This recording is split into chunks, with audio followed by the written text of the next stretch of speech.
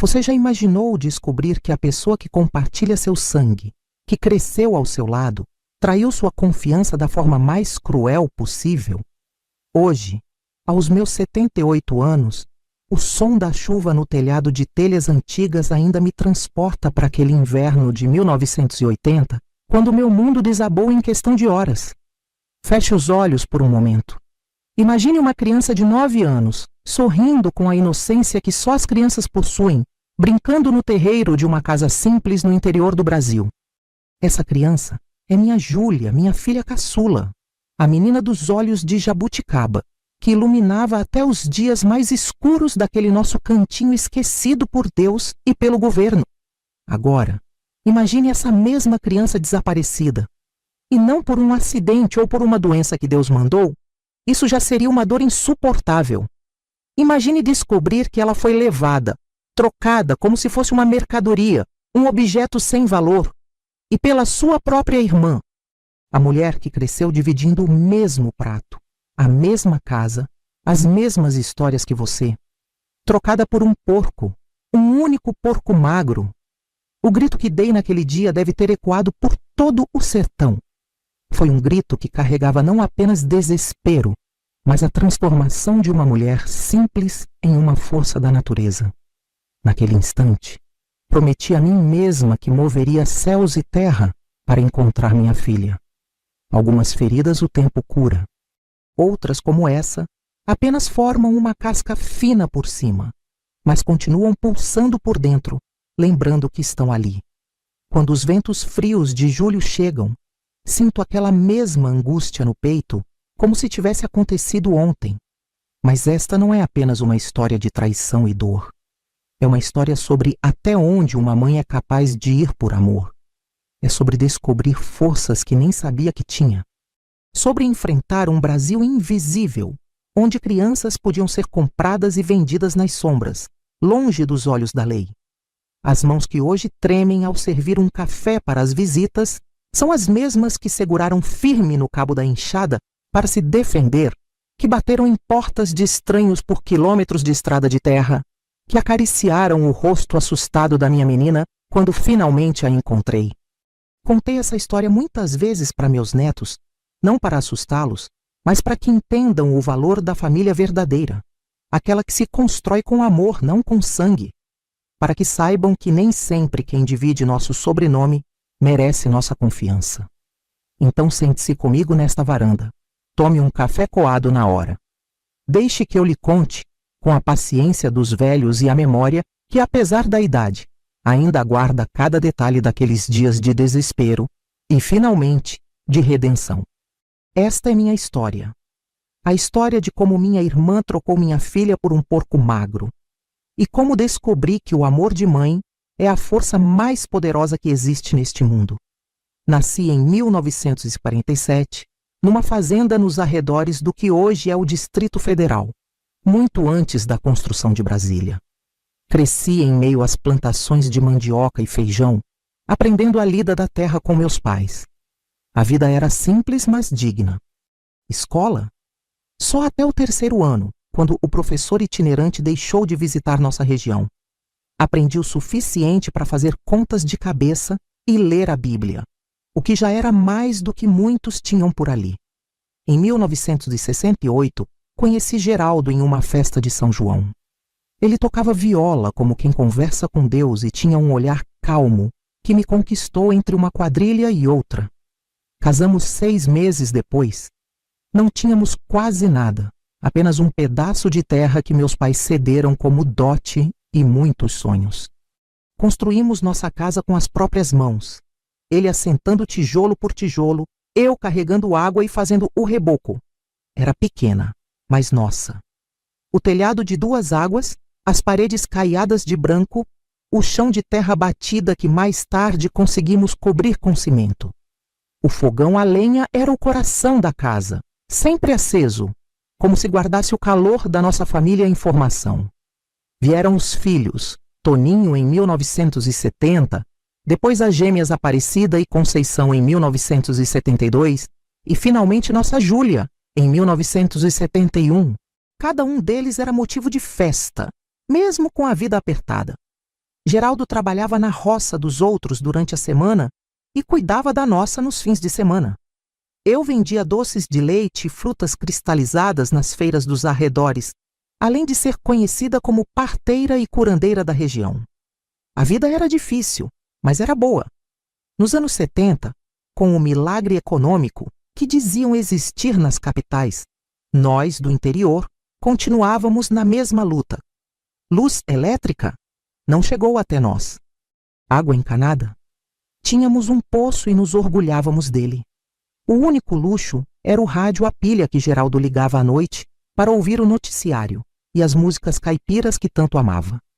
Minha irmã Celeste sempre viveu à nossa sombra. 2 anos mais velha que eu, nunca se casou. O noivo a deixou no altar quando descobriu que ela não poderia ter filhos.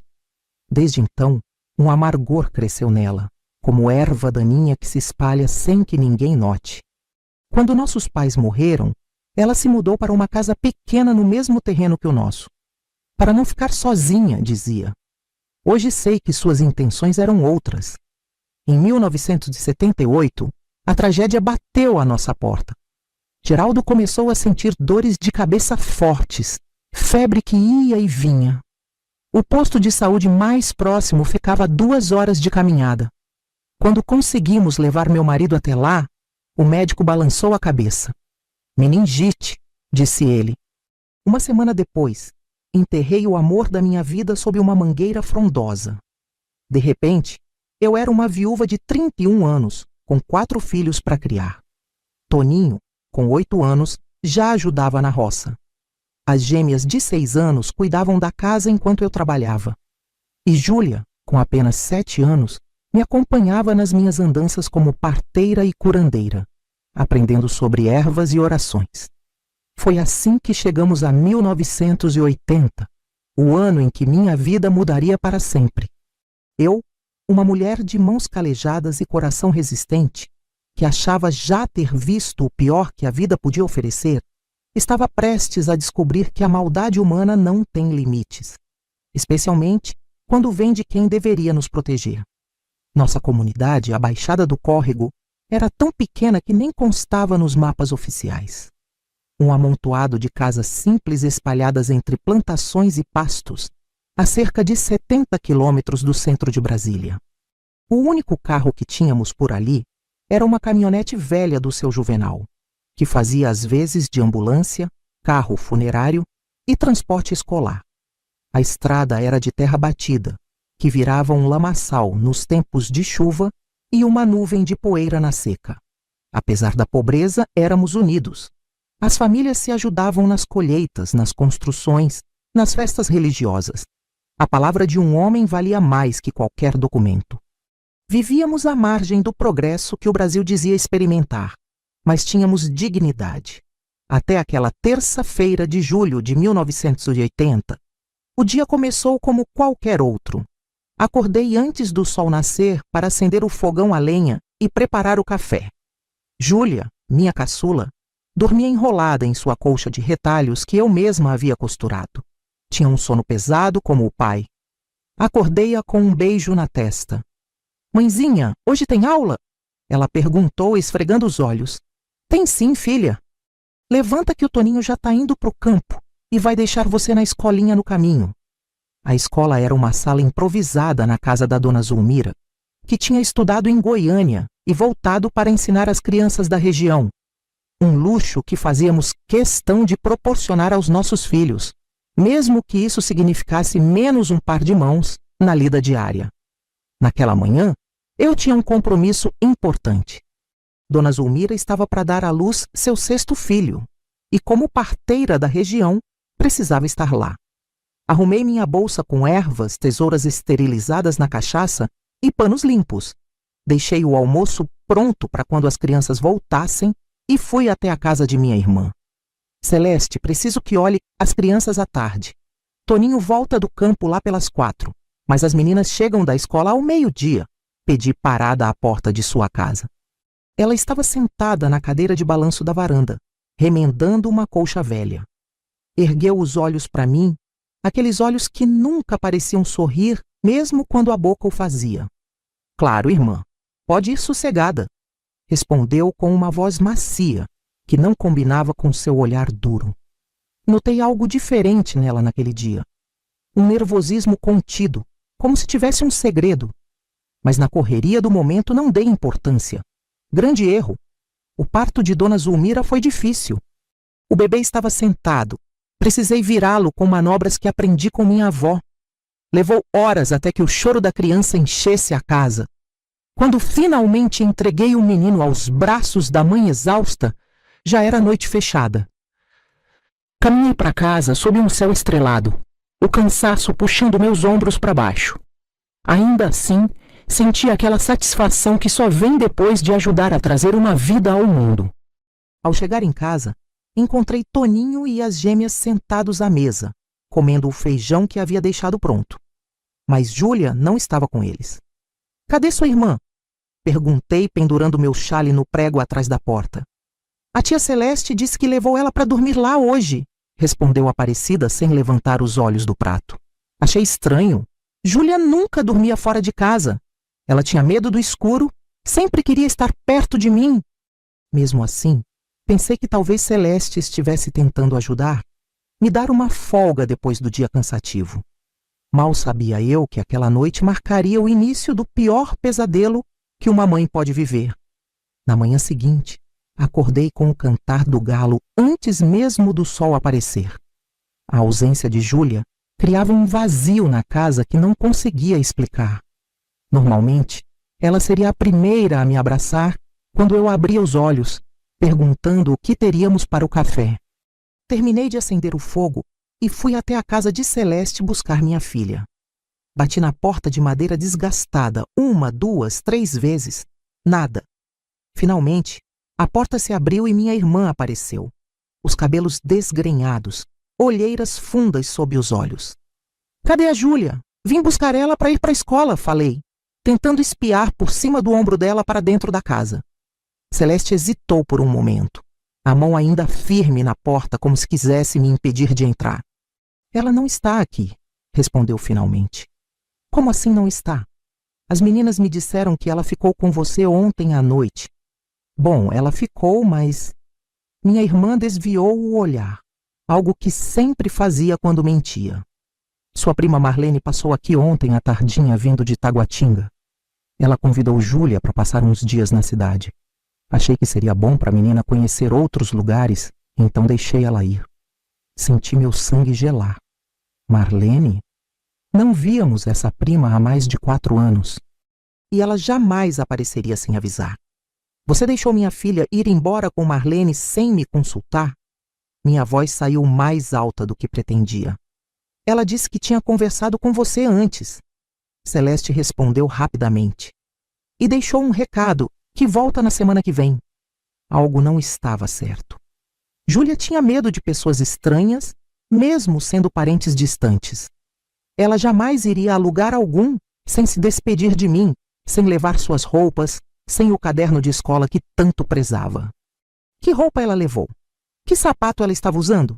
Perguntei, sentindo o desespero crescer. Celeste gaguejou, deu respostas vagas. Disse que não lembrava, que estava escuro, que aconteceu tudo muito rápido. Cada palavra aumentava a minha desconfiança. Saí da casa dela decidida a descobrir a verdade. Percorri a comunidade inteira perguntando se alguém tinha visto minha filha ou alguma mulher estranha por ali. Ninguém vira Marlene. Ninguém vira Júlia saindo da baixada do córrego. Foi no 3º dia de buscas, quando eu já mal comia ou dormia, que o pequeno Zezinho, filho de seu Jeremias, me puxou pela barra da saia enquanto eu voltava de mais uma busca infrutífera. Dona Maria, ele disse, a voz baixinha como se contasse um segredo. Eu vi sua menina indo embora. Agachei-me na frente dele, segurando seus ombros magros. Quando, Zezinho? Com quem? Foi anteontem, ela estava com a Dona Celeste e um homem de chapéu grande. Eles foram pela estrada do Mato Seco, aquela que vai para os lados da serra. Um homem? Que homem? Perguntei, sentindo meu coração apertar. Um que eu nunca vi por aqui. Alto, de botas sujas. Ele puxava sua menina pelo braço e ela estava chorando. A Dona Celeste carregava um leitãozinho magro debaixo do braço. O mundo pareceu parar naquele instante. Um leitão?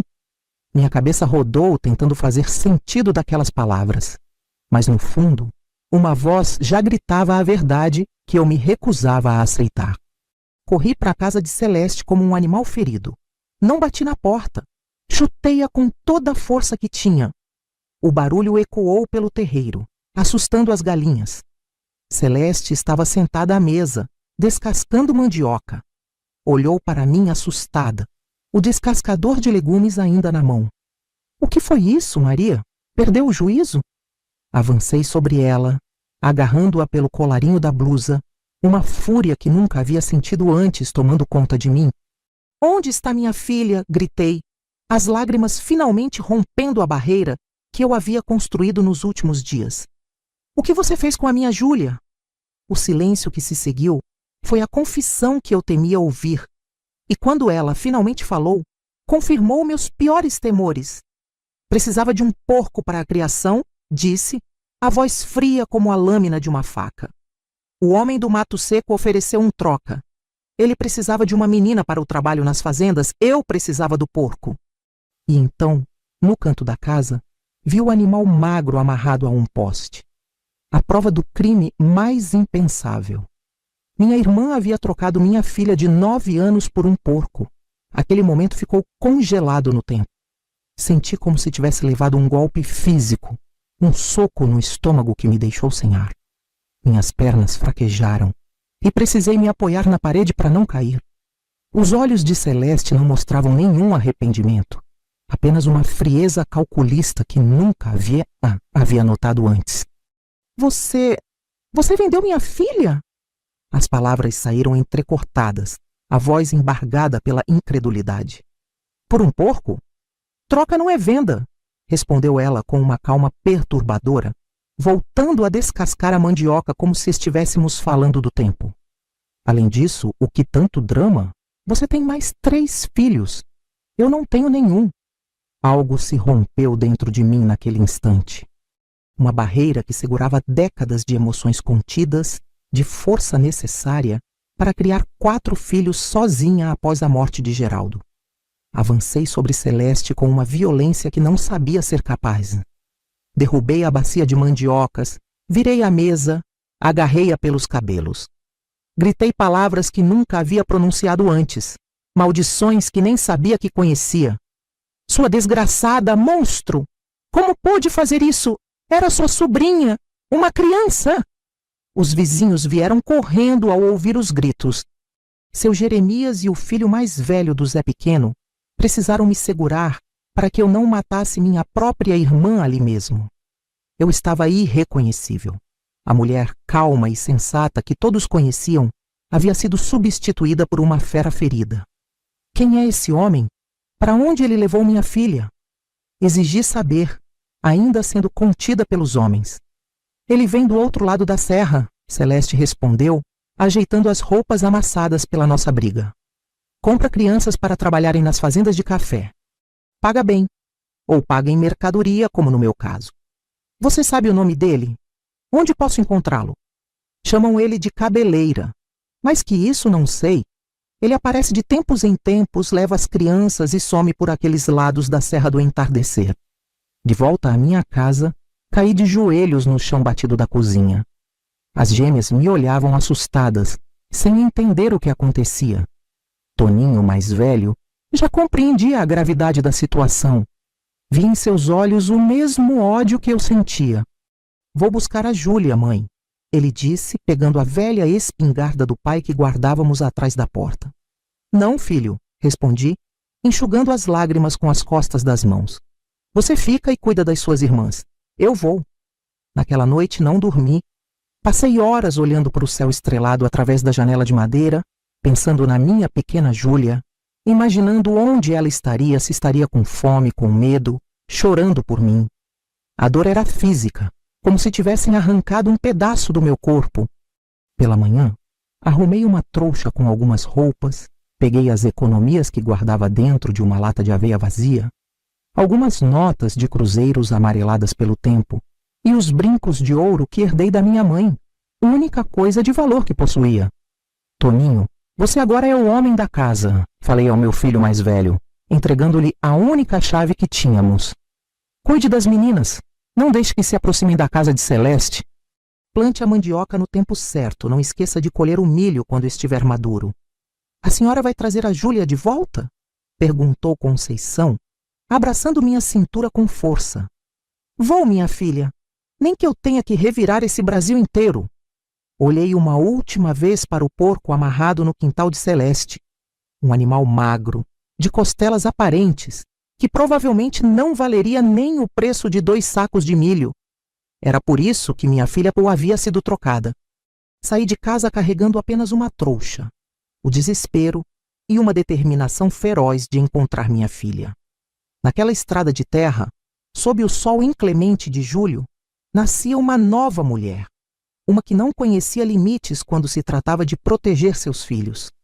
A estrada do Mato Seco era perigosa para uma mulher sozinha. Serpenteava por morros e vales, passando por fazendas isoladas e pequenos povoados onde estranhos eram sempre vistos com desconfiança. Não tinha mapa, apenas as indicações vagas de que o tal Cabeleira costumava levar as crianças para as fazendas de café do outro lado da Serra do Entardecer. Nas primeiras horas, caminhei com a fúria me impulsionando. O ódio por Celeste e o medo do que poderia estar acontecendo com Júlia me davam forças.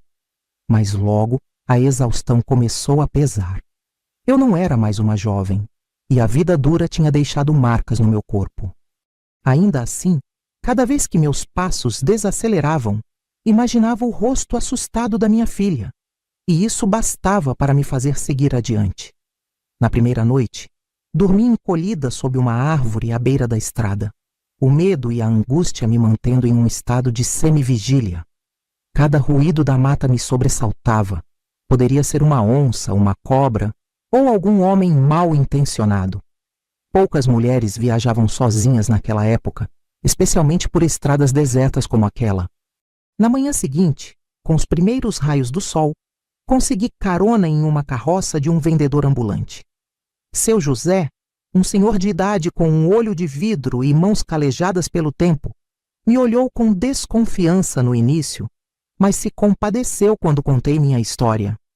Esse Cabeleira é conhecido nestas bandas, disse ele, balançando a cabeça enquanto conduzia a mula pelo caminho pedregoso. Não é o nome verdadeiro dele, claro. Chamam assim por causa do cabelo comprido que usa amarrado. O verdadeiro nome? Dizem que é Juvencio, ou Juvenal, algo assim. O senhor sabe onde posso encontrá-lo? Perguntei, agarrando-me a qualquer esperança. Ele não tem paradeiro certo. É como uma assombração. Aparece e desaparece. Mas as crianças que ele leva geralmente vão para as fazendas de café além da serra. Principalmente para a fazenda do Cruzeiro, a maior da região. A carona me levou até uma pequena vila chamada São João do Deserto, um amontoado de casas simples ao redor de uma igreja branca.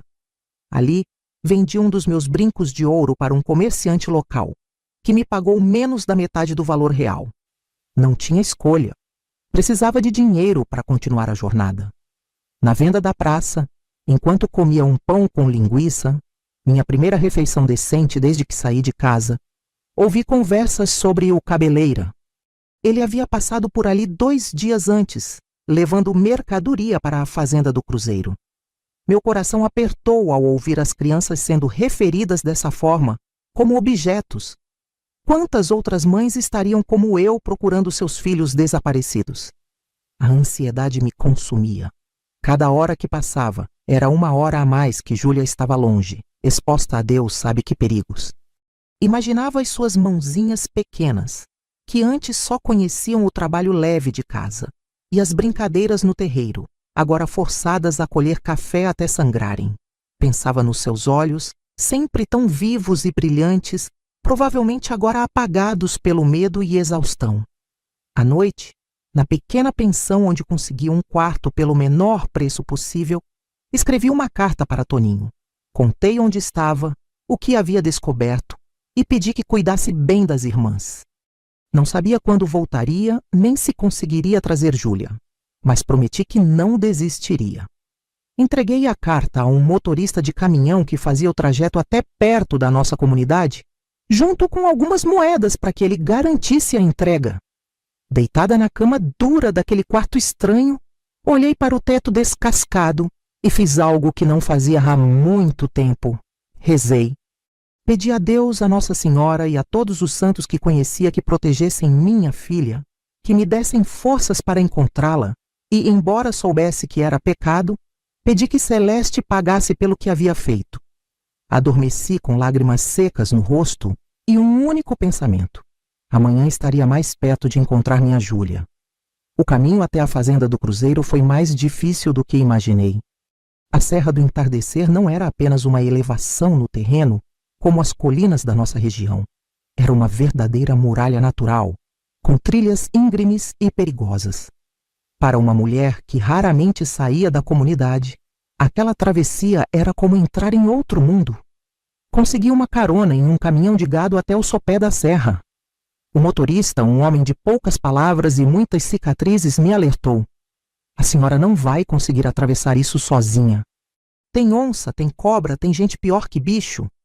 Preciso encontrar minha filha, respondi com uma determinação que surpreendeu até a mim mesma. Ele me emprestou um facão velho, enferrujado nas bordas, mas ainda afiado. Vai precisar disso mais do que eu. A primeira noite na serra foi a pior. O frio cortante entrava pelos ossos e os sons da mata escura me mantiveram alerta, agarrada ao facão. Cada ruído podia ser um animal faminto ou, pior, um dos homens que o caminhoneiro havia mencionado. Fiz uma pequena fogueira para espantar os bichos, mas o medo de ser vista por pessoas erradas me fez mantê-la mínima. No segundo dia da travessia me perdi. As trilhas se bifurcavam como veias em uma folha, e sem conhecer o caminho, escolhi a direção errada. Acabei em um precipício que me obrigou a voltar e perder horas preciosas. A água que carregava em uma cabaça velha estava acabando e a fome apertava. Os poucos pedaços de rapadura que trouxe já haviam terminado. Foi nesse momento de desespero que encontrei seu Tibúrcio, um velho coletor de ervas que vivia na serra. Encontrei-o agachado à beira de um riacho, recolhendo plantas que eu mesma reconhecia como medicinais. Quando me aproximei, ele não se assustou, como se já soubesse da minha presença há muito tempo. Tá perdida, mulher? Perguntou sem se virar. Estou procurando a fazenda do Cruzeiro, respondi, segurando firme o facão, insegura se podia confiar naquele estranho. Ele se levantou lentamente, revelando uma magreza impressionante e uma barba branca que chegava ao peito. Seus olhos, no entanto, eram vivos e penetrantes. Ninguém vai para a fazenda do Cruzeiro por vontade própria, disse ele, avaliando-me com o olhar. O que você quer lá? Entre lágrimas e soluços, contei minha história. Sobre Júlia, sobre Celeste, sobre o porco magro pelo qual minha filha havia sido trocada. Enquanto eu falava, seu Tibúrcio assentiu várias vezes, como se aquela história não fosse novidade para ele. Não é a primeira vez que vejo mães desesperadas cruzando a serra, comentou, oferecendo-me água fresca de sua cabaça. Esse cabeleira é o demônio em forma de gente. Leva crianças há anos, vende como se fossem sacos de feijão. O senhor sabe como chegar à fazenda?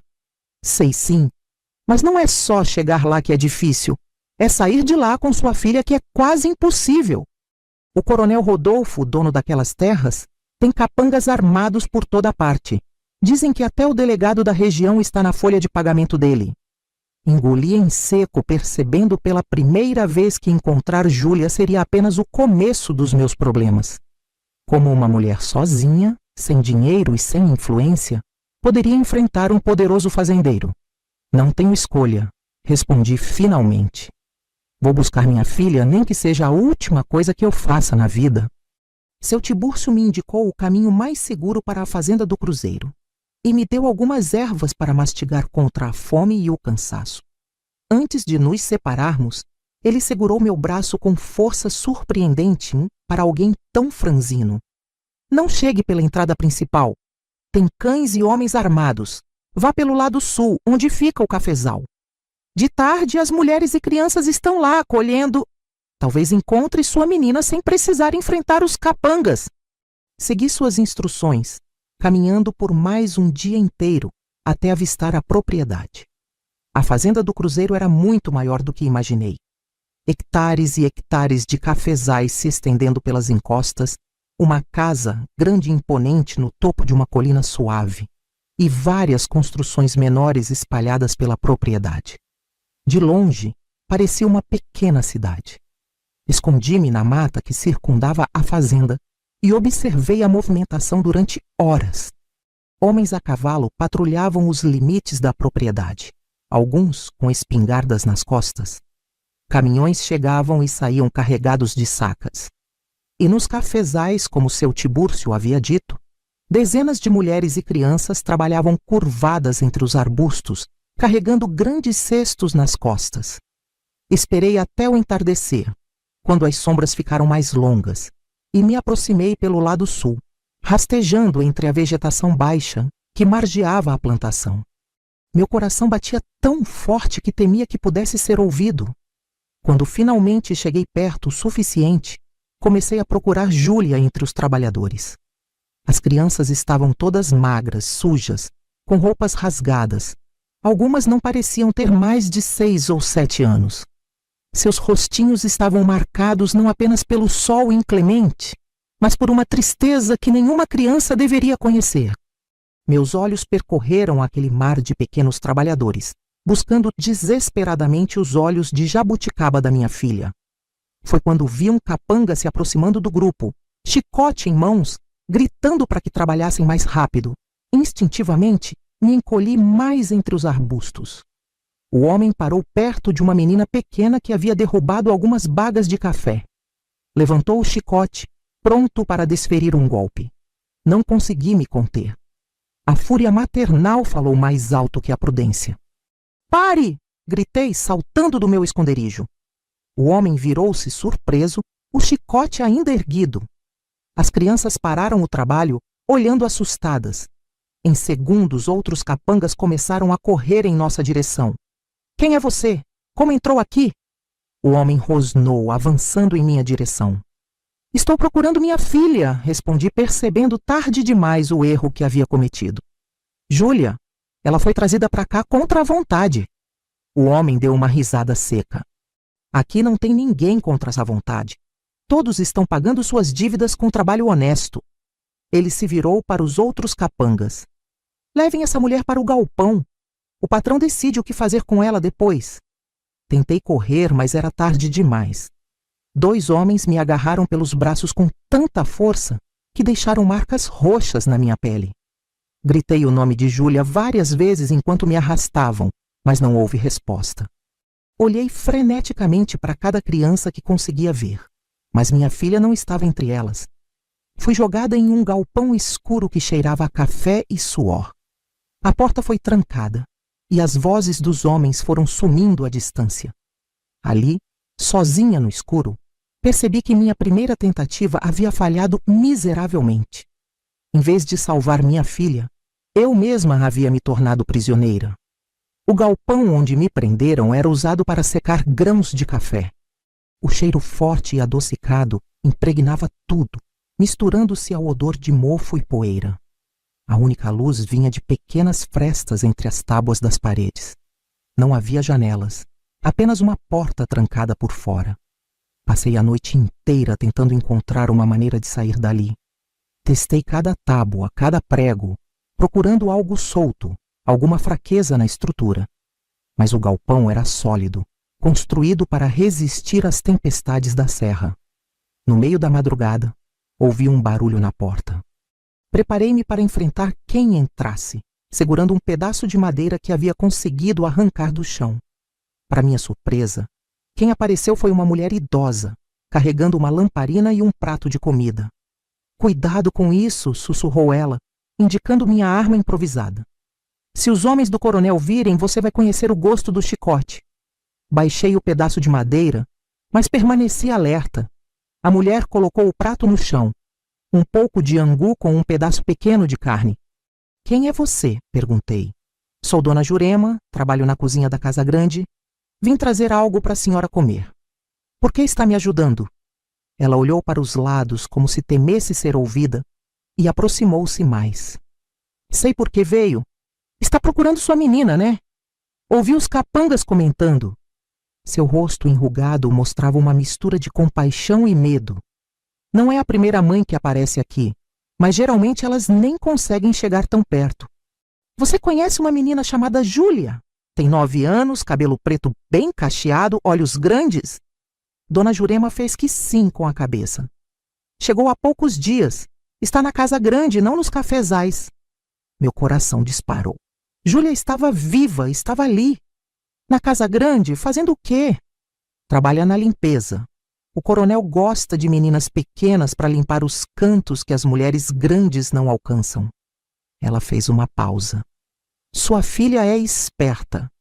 Quando descobriu que estava sendo vendida, disse que sabia ler e escrever. Isso a salvou dos cafezais. Uma mistura de alívio e angústia me invadiu. Por um lado, Júlia não estava sob o sol inclemente como aquelas outras crianças. Por outro, estava dentro da casa do homem que comandava aquele inferno na terra. Preciso tirá-la daqui, falei, mais para mim mesma que para Dona Jurema. Não vai conseguir assim invadindo e gritando. O coronel tem o delegado e o juiz no bolso.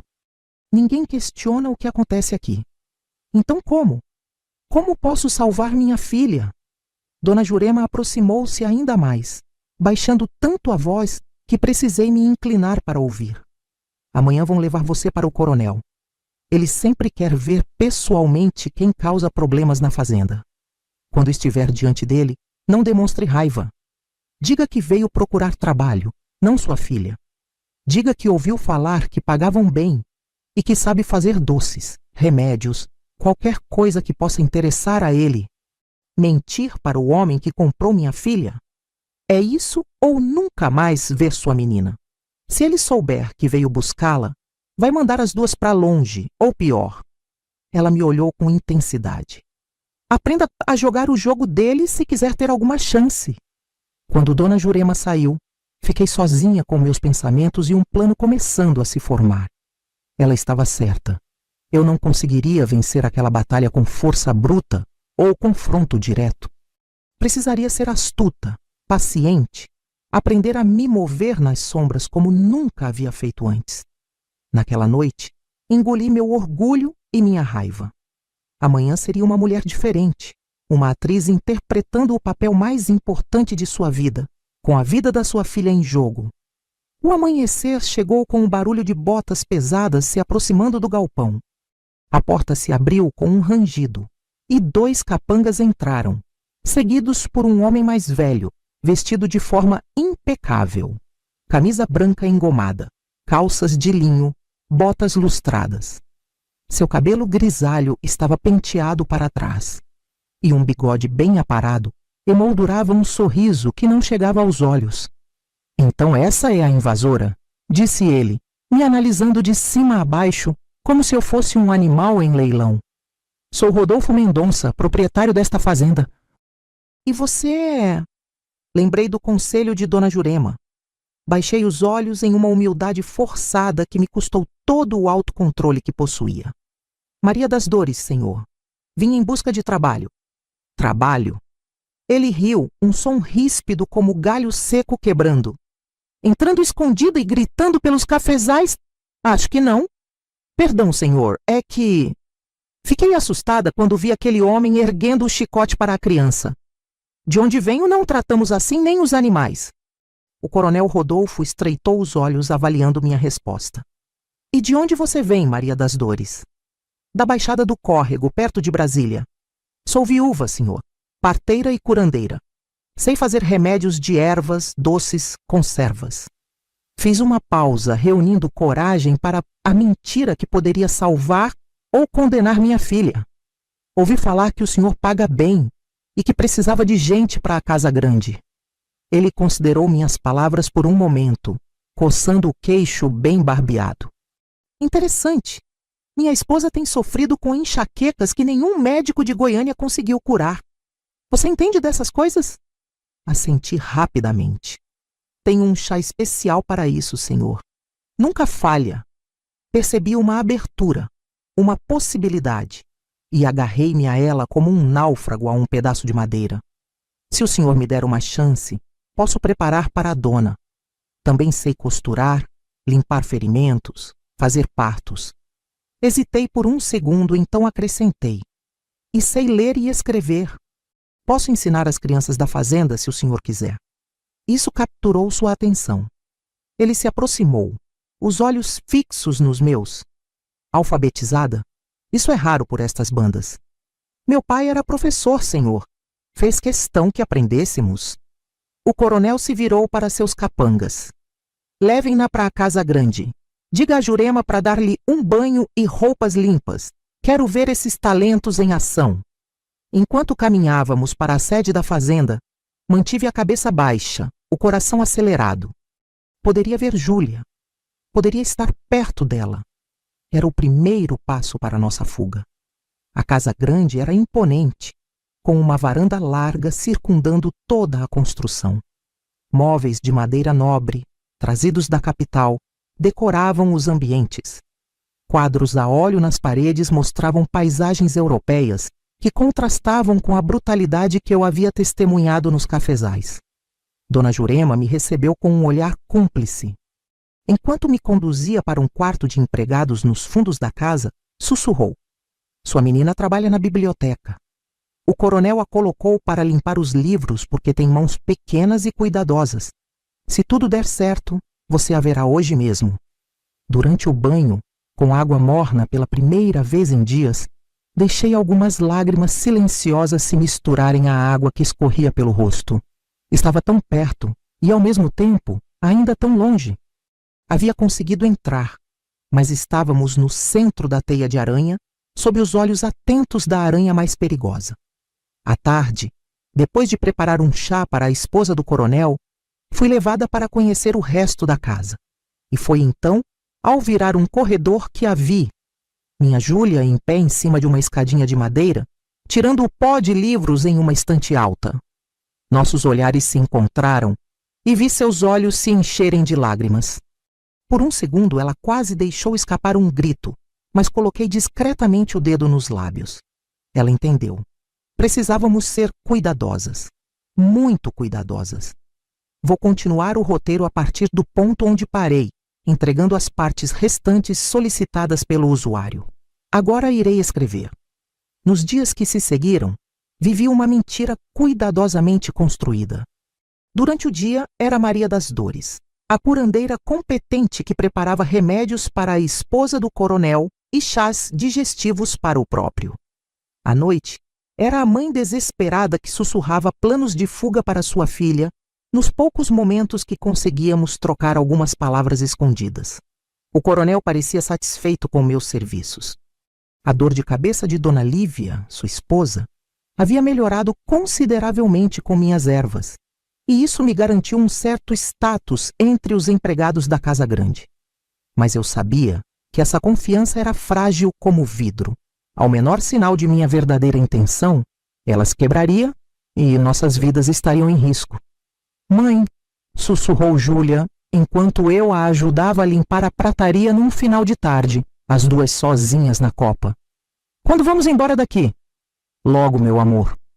Estou só esperando a hora certa. Os olhos dela, antes tão brilhantes, agora carregavam uma sombra que nenhuma criança deveria conhecer. Ela me contou em fragmentos o que havia passado. Como o homem chamado Cabeleira a arrastou chorando pelo caminho, como foi empurrada para dentro de um caminhão com outras crianças, o medo durante a travessia da serra, a humilhação ao chegar na fazenda. Ele disse que você me vendeu, mãe. Ela confessou uma noite, lágrimas silenciosas escorrendo pelo rosto.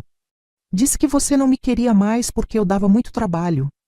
Abracei minha filha com toda a força que tinha, engolindo o nó na garganta. Nunca, meu amor. Nunca acredite nisso. Vim até o fim do mundo para te encontrar.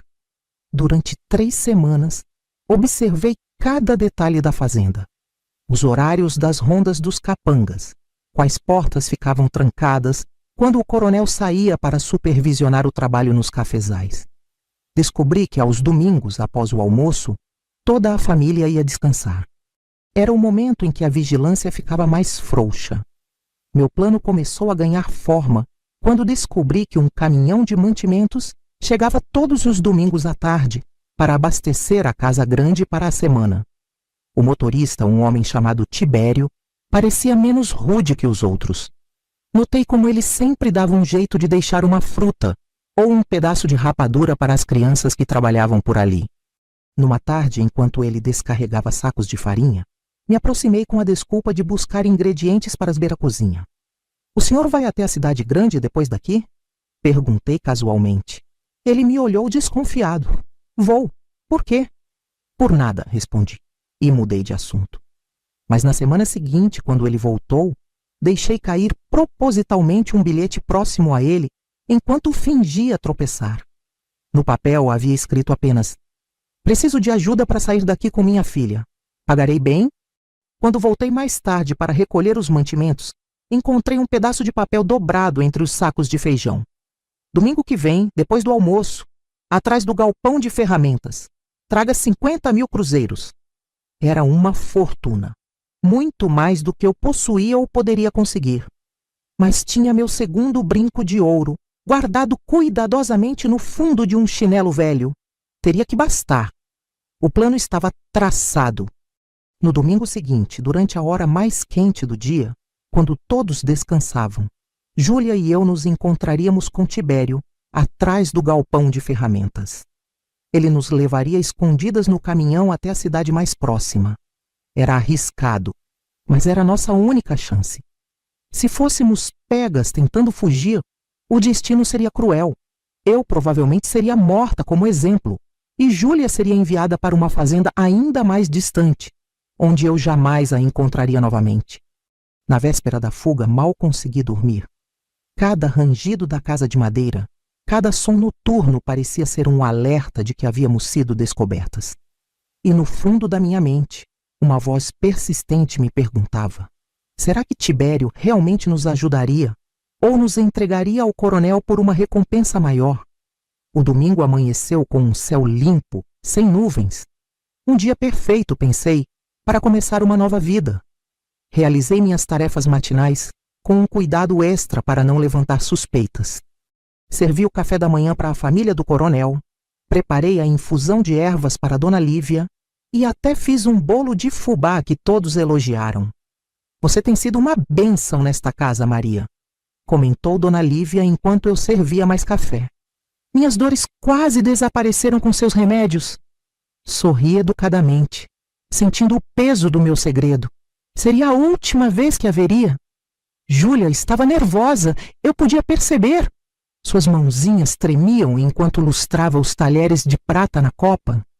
Passei por ela e sussurrei: "Calma, meu bem, só mais algumas horas."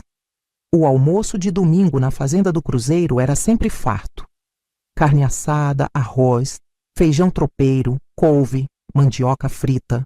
Uma verdadeira festa que contrastava com a comida miserável servida aos trabalhadores dos cafezais. Servi cada prato com atenção, sorrindo quando necessário, respondendo quando perguntada. Por dentro, meu coração batia tão forte que temia que pudessem ouvi-lo. Após a sobremesa, um pudim de leite que eu mesma havia preparado, o coronel se retirou para seu descanso dominical, como sempre fazia. Dona Lívia foi para o quarto ler um livro e os 2 filhos adolescentes do casal foram cavalgando até uma fazenda vizinha visitar amigos. Era a nossa chance. O caminhão de Tibério já estava parado perto do galpão de ferramentas. Fui até o quartinho onde guardava minhas poucas coisas e peguei o brinco de ouro cuidadosamente embrulhado em um pedaço de pano. Em seguida, procurei por Júlia. Ela não estava na biblioteca onde geralmente trabalhava aos domingos. Não estava na cozinha nem no quintal dos fundos. Um frio percorreu minha espinha. Onde estava minha filha? Foi quando ouvi um grito vindo do escritório do coronel. A voz dele, alterada, ribombava pela casa. Aproximei-me cautelosamente da porta entreaberta e vi uma cena que congelou meu sangue. O coronel segurava Júlia pelo braço com força, enquanto em sua outra mão estava o bilhete que Tibério havia me deixado. Achou que eu não saberia? Que tipo de tolo você me considera? Gritava ele, sacudindo o papel na frente do rosto assustado da minha filha. Naquele momento, Todo o medo que eu sentia se transformou em uma fúria cega. Empurrei a porta com força e entrei no escritório. Solte minha filha! Exigi, a voz mais firme do que jamais havia sido. O coronel virou-se para mim, a surpresa rapidamente dando lugar à raiva. Sua filha? Então é verdade. Você não veio buscar trabalho. Veio roubar minha propriedade.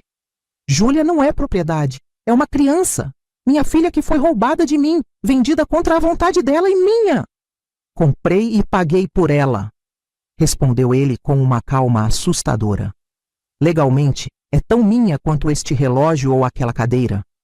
Foi então que notei a arma sobre a escrivaninha, a apenas um passo de distância do coronel. Ele seguiu meu olhar e sorriu de forma sinistra. Estou pensando no que fazer com vocês duas. Talvez um exemplo seja necessário para os outros funcionários entenderem que não se trai minha confiança. Tudo aconteceu muito rápido depois disso. O coronel largou Júlia para alcançar a arma. Ela correu para mim, agarrando-se às minhas saias. Eu empurrei minha filha para trás de mim, protegendo-a com meu corpo.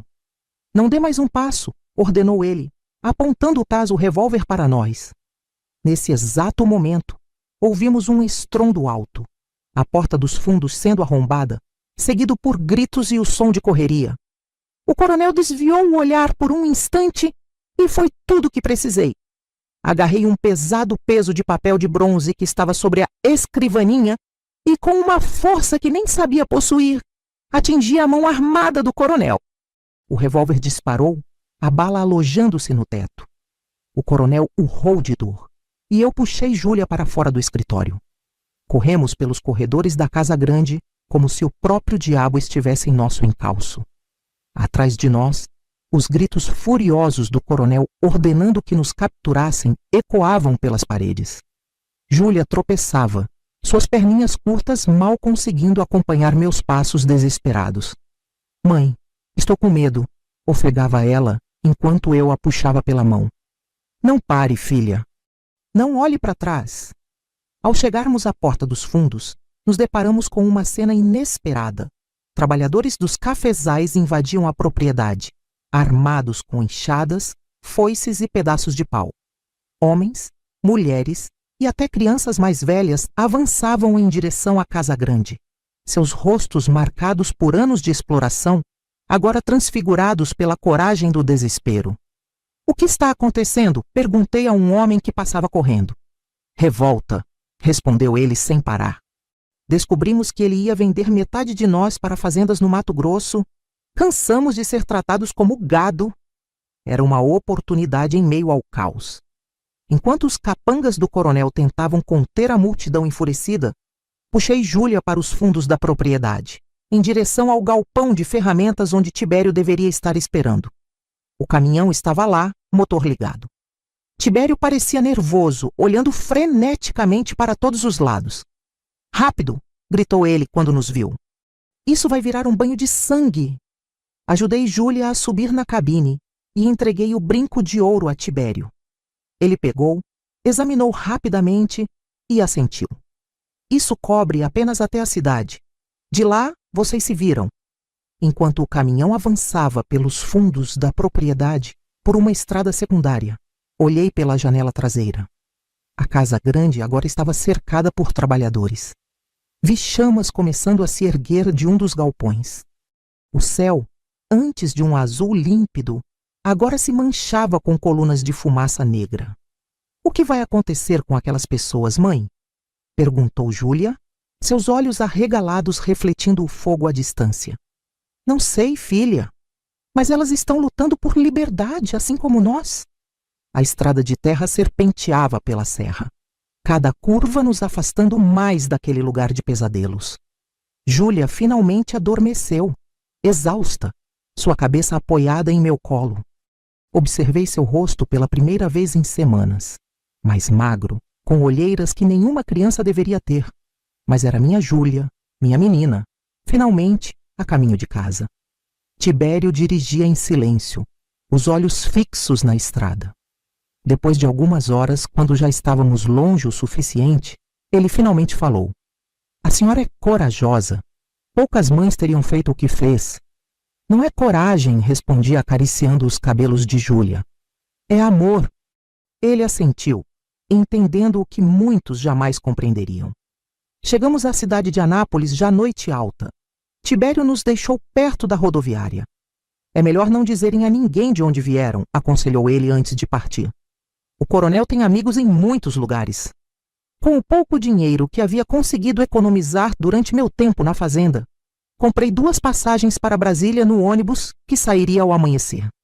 Passamos a noite na sala de espera da rodoviária. Júlia dormindo com a cabeça em meu colo, eu de olhos bem abertos, vigiando cada pessoa que entrava, temendo que fossem homens do coronel nos procurando. Só quando o ônibus finalmente deixou a cidade, avançando pela estrada que nos levaria de volta para perto de casa, permiti-me chorar. Lágrimas silenciosas de alívio, de exaustão, de gratidão. Júlia estava a salvo.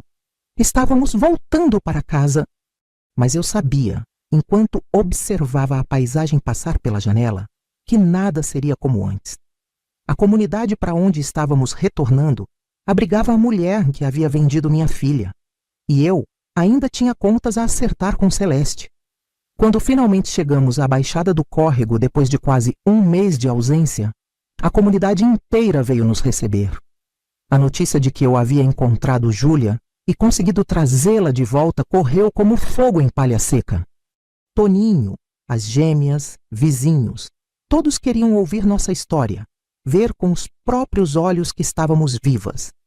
Mas eu não via Celeste em lugar nenhum. Ela foi embora há 2 semanas, contou-me Dona Sebastiana, nossa vizinha mais antiga. Pegou uns poucos pertences e sumiu de madrugada. Dizem que foi para as bandas de Goiânia.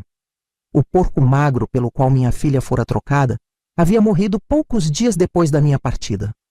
Um animal doente desde o começo, segundo contaram. Nem para isso Celeste tinha tido sorte. A casa dela, aquela de porta azul desbotada que por tanto tempo esteve ao lado da minha, agora estava abandonada, as trepadeiras já começando a tomar conta das paredes. Nunca soube o que aconteceu com minha irmã depois disso. Parte de mim queria que ela sofresse pelo que fez. Outra parte simplesmente queria esquecer que um dia tivemos o mesmo sangue.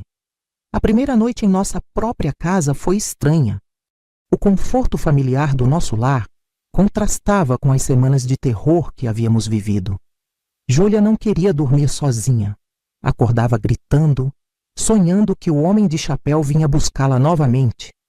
Por meses, ela dormiu na minha cama, agarrada à minha camisola, como se temesse que eu pudesse desaparecer durante a noite. Os pesadelos foram apenas o começo. Minha menina, antes tão falante e risonha, agora passava horas em silêncio, olhando pela janela. O medo de estranhos, especialmente de homens, a acompanharia por anos. Na escola, as outras crianças a chamavam de a menina do porco, repetindo histórias distorcidas que ouviram dos pais. Isso a fez se retrair ainda mais. Mas o tempo, esse velho remendão, aos poucos foi costurando os rasgos da nossa alma. Com paciência e muito amor, vi minha filha lentamente voltar a sorrir, a confiar, a brincar. Nunca mais foi a mesma menina despreocupada de antes. Como poderia? Mas encontrou maneiras de conviver com as cicatrizes, assim como eu. Quanto à fazenda do Cruzeiro, soubemos através de viajantes que a revolta dos trabalhadores teve consequências graves. A casa grande foi parcialmente queimada, e o coronel Rodolfo, ferido durante o confronto, perdeu grande parte de seu poder na região. As autoridades foram forçadas a investigar as denúncias de trabalho escravo, embora, como era de se esperar, poucos foram realmente punidos. Anos depois, quando Júlia já era adulta, ela me perguntou se eu odiava Celeste pelo que havia feito. Ódio é um sentimento que exige muita energia, filha, respondi depois de pensar um pouco. Gastei toda a minha energia te buscando, te criando, te amando. Não sobrou nada para odiar. Não era inteiramente verdade, claro. Por muito tempo, o rancor pela traição de Celeste foi como uma brasa acesa no meu peito. Mas aprendi que alimentar esse fogo só me consumiria por dentro, sem trazer nada de bom. Escolhi focar no que importava. Minha família que permaneceu unida apesar de tudo. A vida seguiu seu curso. Minhas gêmeas se casaram, Toninho foi para a cidade grande trabalhar na construção civil e Júlia, surpreendendo a todos, tornou-se professora. Dizia sempre que queria ajudar outras crianças a terem oportunidades que ela quase perdeu. A educação é algo que ninguém pode trocar por um porco, brincava ela, encontrando na própria tragédia uma fonte de força. Hoje, sentada nesta cadeira de balanço, com 78 anos nas costas e as mãos nodosas pelo tempo e trabalho, vejo minha história com outros olhos. Não sou apenas a mulher que atravessou serras e enfrentou perigos para salvar sua filha. Sou também a mulher que aprendeu que família não é definida pelo sangue, mas pelas escolhas que fazemos. Celeste e eu crescemos no mesmo lar, sob os mesmos ensinamentos, mas escolhemos caminhos muito diferentes. Ela deixou que a inveja e a amargura envenenassem seu coração até o ponto de vender a própria sobrinha. Eu escolhi o amor, mesmo quando isso significava arriscar tudo. Júlia hoje tem 54 anos. É mãe de 3 filhos e avó de 5 netos. Quando olho para essa família que cresceu a partir da menina que quase perdi, sinto uma gratidão que não cabe no peito. Cada riso de criança no quintal, cada abraço de domingo é uma prova de que valeu a pena não desistir. Vovó, conta de novo a história de como você salvou a mamãe, pede Joaquim, meu bisneto de 7 anos, enquanto se acomoda no meu colo. Sorrio e começo mais uma vez. Era uma vez uma menina com olhos de jabuticaba. Nunca contei todos os detalhes, é claro. As partes mais sombrias ficaram guardadas entre mim e Júlia. Para as crianças, é uma história de coragem, de uma avó valente que enfrentou florestas e homens maus para salvar sua filha. E talvez seja melhor assim. O que eles precisam saber, o que todos precisamos lembrar, é que não há força mais poderosa que o amor de quem decide proteger os seus a qualquer custo. Não é apenas instinto maternal. É uma escolha que fazemos todos os dias em pequenos e grandes gestos. Quando vejo nos noticiários casos de crianças desaparecidas, exploradas em trabalhos forçados, vendidas como se fossem mercadorias, meu coração ainda aperta. Mesmo hoje, tantas décadas depois do que aconteceu conosco, esse mal ainda existe, escondido nas sombras do nosso país. Talvez mais sofisticado, talvez com outros nomes, mas ainda lá, arrancando a infância de quem mal começou a viver. Por isso faço questão de contar minha história, para que nunca esqueçamos que por trás de cada número, de cada estatística, há uma criança com sonhos, com medo, com saudade de casa. E quase sempre, há alguém procurando por ela, sem desistir, mesmo quando tudo parece perdido. O porco magro pelo qual Júlia foi trocada se tornou um símbolo na nossa família. Não da traição de Celeste, mas da insignificância dos bens materiais diante do valor de uma vida humana, do valor do amor. Isso não vale nenhum porco magro, dizemos quando algo não é importante. Quando meu tempo nesta terra chegar ao fim, não levarei comigo terras, dinheiro ou posses. Nada disso importou ao longo da minha vida. Levarei a certeza de que lutei a boa luta por quem amava, de que não me curvei diante da injustiça, mesmo quando o medo ameaçou me paralisar. Se há algo que gostaria que todos aprendessem com minha história, é isto. O amor verdadeiro não é feito apenas de momentos doces e palavras bonitas. O amor verdadeiro é feito de decisões difíceis, de passos dados no escuro quando todos dizem para você desistir, de força para seguir em frente, mesmo quando seu coração está partido. E se um dia você se encontrar numa encruzilhada, tendo que escolher entre o caminho seguro e o caminho certo, lembre-se da mulher que atravessou a Serra do Entardecer para buscar sua filha. Escolha o amor, sempre, porque ao final da jornada é só isso que realmente importa.